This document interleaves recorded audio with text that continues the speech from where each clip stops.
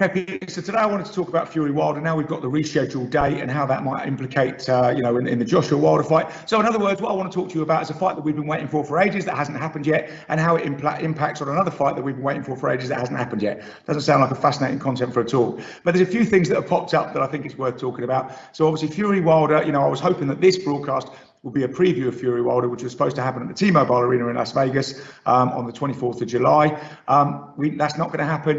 9 days ago, there was an outbreak of COVID in Fury's camp. 9 people went down with it, including Tyson. So the fight was postponed. We've now on Thursday had the rescheduled date of October the 9th, same venue, T-Mobile Arena in Las Vegas. So it's now on October the 9th. Now, it seems pretty straightforward. He got COVID. He hasn't suffered badly with it. Tyson apparently had one jab. Didn't have his second jab yet because it was just before the fight and he didn't want to feel ill just before the fight. So he had one jab. So it's very minor symptoms of COVID. Obviously, Wilder and Malik Scott, predictably, Wilder and his trainer Malik Scott, predictably, they love their conspiracy theories and they don't offer a lot of proof for them. Have said no, this has nothing to do with that. They're just, they're getting out of the fight and all this sort of stuff. Which seems a bit daft. They didn't offer any evidence for this. Incidentally, though, Eddie Hearn did chime in as well. Because we've got this sort of Hearn-Warren proxy war going on. So Eddie Hearn did pipe up and say, listen, they only sold 25 to 30% of tickets. The fight was dead. They hadn't even announced a UK TV broadcaster. So they were way behind the curve. They've scrapped it because of that. That was Eddie Hearn's take on it. It was rebuffed by Frank Warren, who said, no, Bob Arum has told me we have sold 40 million quid worth of tickets. We were just about to announce the UK broadcaster. So, but whatever. The fight is rescheduled for October the 9th, which obviously will allow UK fans, we think, to travel to Vegas, because obviously that was off the table and Tyson does bring a big crowd. But, I don't know, the rumour is that ticket sales weren't great for the fight. So now we're moving into October the 9th. Now, interestingly, you've got to look at whether this is good or bad for the fight that we really want. And the fight we really want is Joshua Fury.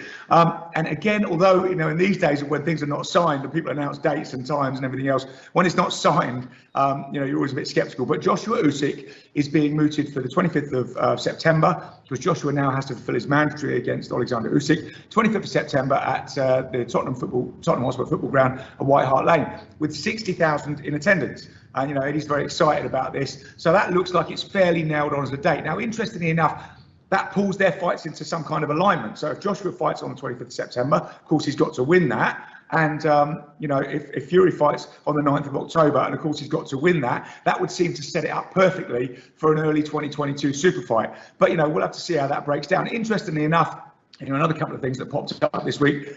Ricky Hatton said he was worried about the delays. He said the delays are only going to benefit Joshua and they're going to penalise Fury. His rationale behind that was that, Joshua has always lived the life.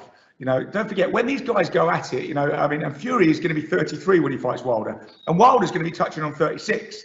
So, time is kind of not on his side. And Hatton's rationale was that Joshua has always lived the life. So he's a kind of young 32, not a lot of miles on the clock. And we all know Fury had that terribly debauched period when he ballooned in weight and all that sort of stuff. And Hatton's argument was that affects your longevity. So the older Fury gets, he's not going to be, what we see, we don't seem to see the impact of the alcoholism and the drug taking and the weight gain now, but it will hit him, down the road. So, that was Hatton's argument. And also he said motivation-wise, although Fury lives the life now, to have these constant delays for somebody who kind of needs, for their own peace of mind and mental health, to train constantly, spar constantly, and you do that because you have a fight coming up when you're a pro boxer. So, he's worried that might knock him off the rails. Another interesting development, Freddie Roach has said that he will be in the corner for the third Wilder fight. So he said, but he's not getting rid of Sugar Hill Stewart. Remember, in the first fight, Roach was actually in the corner, a lot of people forget this, for the first Wilder fight, working with Ben Davidson. And there seemed to be a couple of, words in the corner about tactics during that fight. The second fight, obviously, Fury decided he needed another trainer. He got Sugar Hill Stewart in, who coaches much more aggressively, and he came out very aggressively. What was always interesting to me about that fight is you watch the Fury Wilder fight 1, rounds 1 to 11. Fury's tactics are very similar: move around the ring, skirt around, dart in, dart out. Then he got caught with that knockdown, that incredible resurrection, and he went straight for Fury. Maybe he thought, I don't know what was going through his head, but maybe he thought it's kind of shit or bust for me here. And he went straight for Wilder, and he was really, really winning the last part of the round, miraculously, after that incredible knockdown. Now, interestingly enough, I think what clicked in Fury's head was, this is how you beat this guy. Even though he only had a minute of it, he was like, that's how I'm going to fight this guy from now on. And sure enough, he got in Sugar Hill Stewart, and he was much more aggressive. And if you look at the continuity of the fights, from after the knockdown in round 12 of the first fight, he boxes like that from round 1 of the second fight and pushes Wilder back and does that thing that, you know, Evander Holyfield did to Mike Tyson, that Kelly Pavlik did to Edison Miranda. He got the murderous puncher, the bully, pushed him back, took his power away. The guy couldn't fight on the back foot and knocked him ragged all around the ring. So, you know, you got to think that's probably going to be his tactics for this fight. But it looks like he's going to bring Roach in to work with Sugar Hill Stewart, which will add another dimension to his game. So maybe he's not just going to be, you know, overly aggressive there. But, you know, the interesting thing is as well, coming up for these fights, you know, it's great that we will have these fights aligned. But I think if you look again, like I said, Fury's going to be 33 going in this fight. Wilder will be 36. Joshua's 32 in October. Usyk will be 35 in January. You know, so try and look at that and think, well, you know, when have we had super fights before? Remember Ali Frazier in 71, you know, the previous super fight. And Frazier was 27 at his absolute peak. Ali was 29 coming off a 3-year layoff.